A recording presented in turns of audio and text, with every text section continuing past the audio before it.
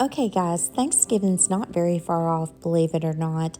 And my husband and I actually eat quite a bit of turkey, but due to my allergies, I'm allergic to pork and beef. We roasted a turkey this weekend, and I thought it would be a great time to do a video for you guys to show you how we make our turkey. This is exactly how we make it during the holidays, and our entire family loves this turkey. My husband's actually smoked a turkey in a smoker. He's fried a turkey. He's baked a turkey. I baked turkeys, and I'm telling you guys, this is the way to go right here. Buy you one of these Oster Roasters if you don't have one, and you entertain a lot. And I'll tell you something else they're good for, meal prep. You can actually cook 2 whole chickens in this Oster Roaster and do the meal prep. Oh, it's wonderful. We love this. Okay, so we're going to start out with a 13.42 ounce pound turkey. I'm trimming the fat off. I did wash that turkey. Make sure you take all the inside packets out. And now grab some Tony Chachere's Cajun seasoning. And for those of you who don't like spicy food, this does not turn out that spicy, but it gives it such a great flavor. You can even buy this Tony Chachere's in a jar that comes with an ejector with it, but I could not find that, so we used this instead, which it was just the same. And once you inject that in there, go ahead and grab some Tony Chachere's Creole seasoning, and you're going to just generously sprinkle this all over this turkey. You can even do it inside the cavity as well. Now, if you are someone who doesn't really like all that spice, you can always use whatever kind of rub that you would like to do. And some people even use butter to inject them. We don't like that because once your turkey gets cold, it's covered in butter, so we don't really use the butter. But go ahead and put that turkey in the roaster.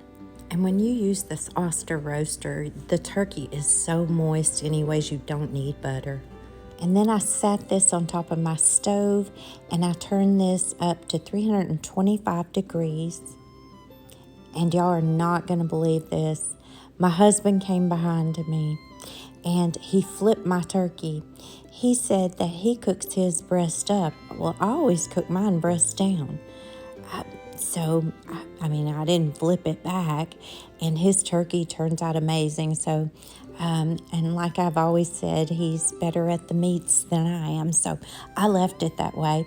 But voila, 2 hours later, out of the roaster it comes. Look how easy it is to take out. And it's so easy to clean up. You just take the big pan out, and you can pour that turkey fat into a cup.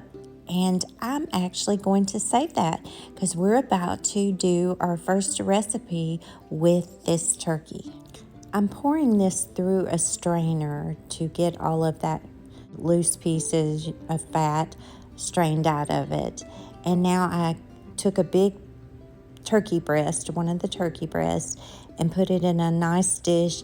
And I'm going to pour that whole entire cup of turkey broth into the pan. I've got my stovetop eye on medium. I mixed up 3 tablespoons of flour with some cold water and made a paste and slowly poured it in there to thicken the broth. Added some pepper, and we are going to stir, stir, stir. Now, you may have a few lumps from the flour mixture, but the longer you stir and kind of work those lumps out, the little flour lumps, this will turn out so smooth.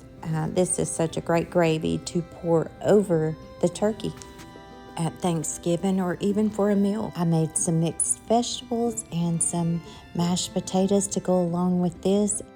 I have actually got 3 meals out of this turkey. This is most definitely a budget-friendly way to feed your family.